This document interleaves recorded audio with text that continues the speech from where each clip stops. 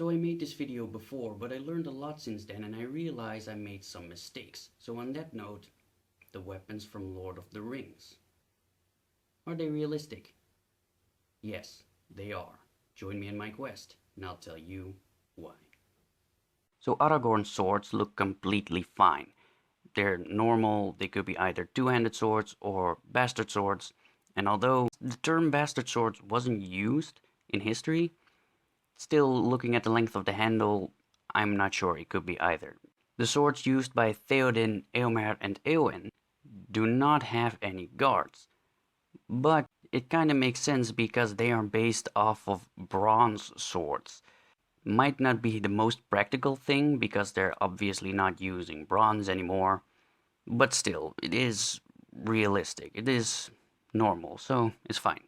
Glamdring is fine. Faramir and Boromir swords are fine.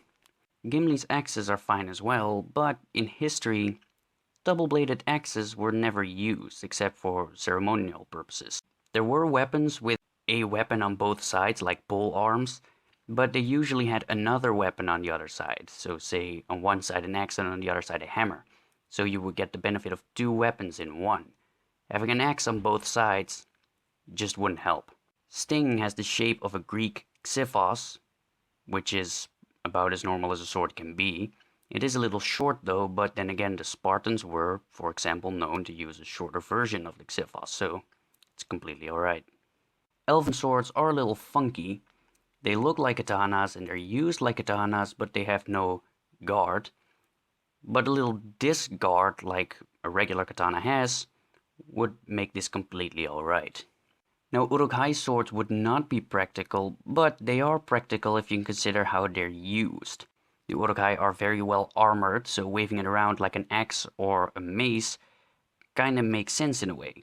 They have a back spike, which could be used to either take down riders or horses, or penetrate armor, and the rest of the sword is basically like a giant axe, so it would be fine.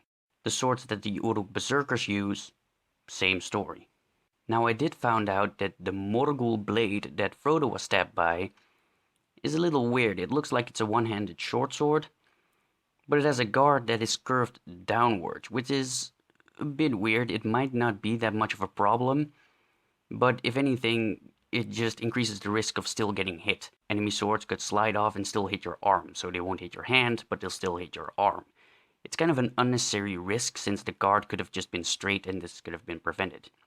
Also, Sam's sword does not have a guard at all, which again might not be a problem, but it's kind of weird since the swords that Merry and Pippin get do have one. So why take the risk? You might as well just have a guard and not have this problem. The Easterlings use halberds, which look really normal. They look like halberds. It's a little weird though because they have this spike on the other side, and I'm personally not a real fan of weapons that have spikes pointing your way. And it's a little bit low. Again, it could be used against cavalry or something, but having a spike that is this low would increase the risk of, hitting your allies or yourself. I would have put it a little higher up. Other than that, it's completely fine. So that's it, end of the video.